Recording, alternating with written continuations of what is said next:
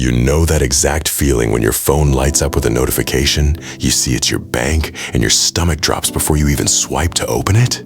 It's like watching a car crash in slow motion. You open the app and your balance is staring back at you, $843. And then, because the universe has a sense of humor, life immediately tests you. Your check engine light pops on. Your kid needs money for a field trip tomorrow. Or your boss texts, "Hey, you got a minute?" And your heart literally skips a beat. And you're just sitting there thinking, I am one bad Tuesday away from total disaster. Look, if that's you, if you are literally crossing your fingers every month hoping nothing breaks because you simply don't have the cash to fix it, this video is for you. Because we are gonna build a real emergency fund in 60 days. And yes, even if you feel completely broke right now, even if you're sitting there thinking, Abdul, I'm barely keeping the lights on. What fund are you talking about? Here's the truth most people get backwards. People think they need to get their life together before they can save money. I'm gonna argue the exact opposite. You build an emergency fund so that you can get your life together. My name is Abdul, and I spend an unhealthy amount of time figuring out how to help people save their first emergency fund. If you're tired of living on the financial edge, hit that subscribe button and drop a like on this video because it might be the one that finally changes your trajectory. All right, before we get into the exact steps, we need to talk about something a little uncomfortable.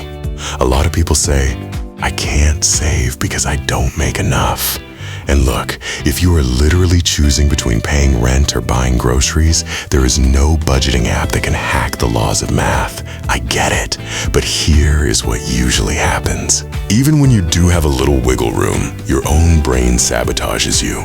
Not because you're bad with money, not because you're lazy, but because your brain is hardwired to keep you alive today, not comfortable next month. When you live paycheck to paycheck, your brain enters survival mode.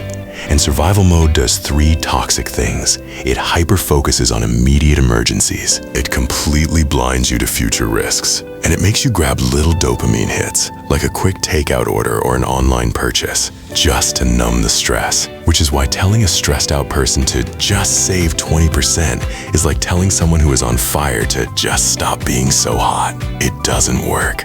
So today, we are doing something completely different. We are going to build a 60-day emergency fund using a mix of basic math and behavioral psychology. Let me throw some quick facts at you so you know you aren't crazy. According to the Federal Reserve, nearly 40% of Americans would struggle to cover a sudden $400 expense with cash.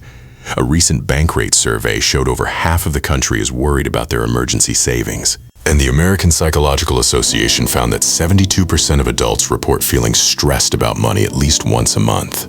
So if you feel anxiety when you check your bank app, congratulations, you are statistically perfectly normal. But here's the beautiful part. You do not need a massive, perfect emergency fund to change your life. A $10,000 cushion is amazing, but a small $500 to $1,000 buffer is a complete game changer. Why?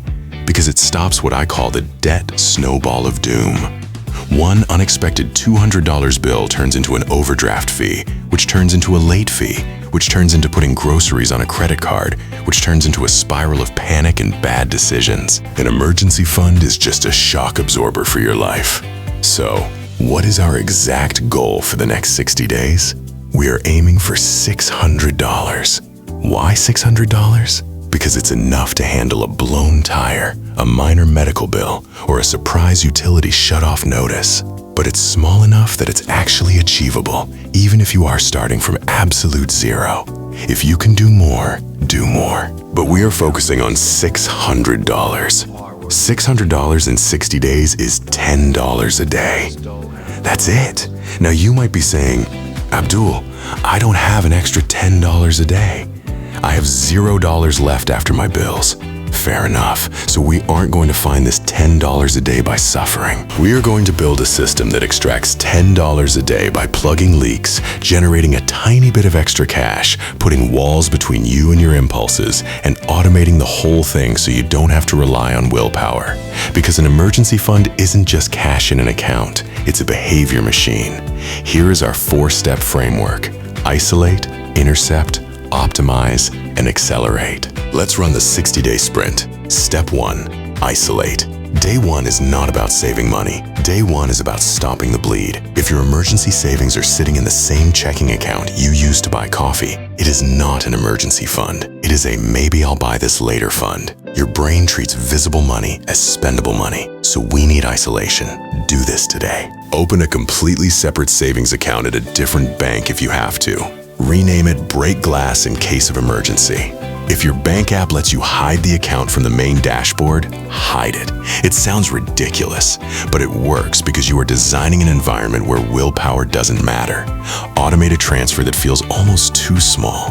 $5 a day, $3 a day, $35 a week. Whatever it is, set it to trigger automatically the exact same day your paycheck hits. Not when you remember, not if you feel rich that week. Automatically. Step 2. Intercept. We need to hunt for the first $100 fast because your brain needs to see progress to believe this is real. Here are 3 ways to get $100 in week 1. First, kill the zombie subscriptions. Look at your last 30 days of bank statements. Find that app you forgot to cancel, that streaming service you don't watch, or that gym membership you swore you'd use. Cancel it. Second, the 24-hour freeze rule. For the next 60 days, any non-essential purchase over $20 goes on a 24-hour hold. You don't say no, you just say, not right now. That 24-hour pause kills the impulse. Third, sell one dust collector this weekend. Look around your room. Old video games, a jacket you never wear, electronics you replaced. Listed on Facebook, Marketplace, or OfferUp. Take that $40, $60, or $80 and put it straight into the isolated account. Step 3. Optimize. By week 2, we look at your daily leaks. Most people don't have an income problem, they have a friction problem. We are going to do a traffic light audit. Look at your last 2 weeks of spending. Color code it. Green is survival, rent, gas, basic groceries. Yellow is convenience, the extra fast food because you were tired, the Amazon Prime delivery. Red is pure regret, things you bought because you were stressed or bored. We are not touching green. We are hunting down the yellow and red. Let's say you find $20 a week in convenience food and $15 in random online junk. That's $35 a week. Over 2 months, that's $280. Boom. We are almost halfway to $600 just by catching leaks. And for groceries specifically, pick 5 cheap, boring, high-protein meals and eat them on rotation for 60 days. Rice and beans, eggs and toast, peanut butter and bananas. Boring food prevents budget fatigue. But keep one small treat a week. Because if you make yourself miserable, your brain will rebel and you'll blow the whole thing. Step 4. Accelerate.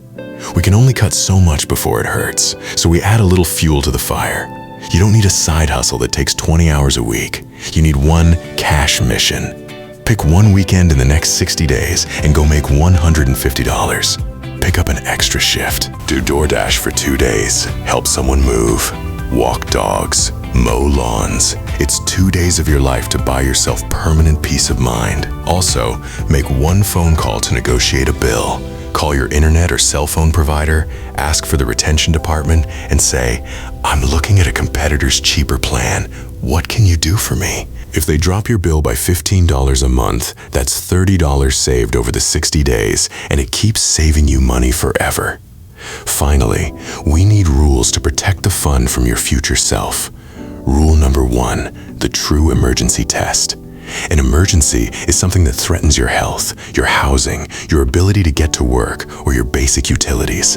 A sale at Target is not an emergency. A bad day at work is not an emergency. Write that definition down in your phone. Rule number 2, the refill protocol. If you have to spend $200 on a real emergency, your immediate next financial goal is to refill that $200 before you spend extra money on anything fun. You keep the fund alive. Let me tell you about a guy I worked with. Let's call him Marcus. Marcus was trapped in the overdraft cycle. Every month, a surprise bill would hit. He'd use his credit card, and the next month, the minimum payment would make him even tighter. It was a chokehold. He did exactly what we just talked about.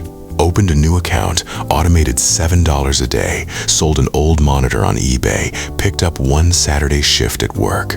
By day 40, he had $450. Then his refrigerator died. Old Marcus would have put it on a credit card and paid 25% interest for a year. New Marcus transferred the money and paid cash. He told me later, "Man, it wasn't even the $450. It was the fact that I didn't panic. I just handled it." That is the goal. This isn't about getting rich. It's about becoming unshakable. Look, I'm going to be completely honest with you because I need you to hear this. Most people don't fail with money because they are stupid. They fail because they keep waiting until they feel ready to start saving. And while you wait, life keeps happening. An emergency fund is not a luxury item for rich people. It is basic financial self-defense. You don't wait until you get into a car crash to decide to wear a seatbelt. So here is your homework for today. Open the separate account. Set up the smallest automatic transfer you can manage without feeling sick. Find one item to sell this weekend, and then come back down here to the comments and type, "Day 1 locked in, and I'm starting with $1." Saying it out loud makes it real. If you want more practical, zero fluff, actually doable money strategies like this, hit that subscribe button. Because 60 days from now, you can still be crossing your fingers and praying nothing breaks. Or you can have $600 in the bank and be the person who can handle whatever a random Tuesday throws at you. And that person is a lot closer than you think. I'll see you in the next video.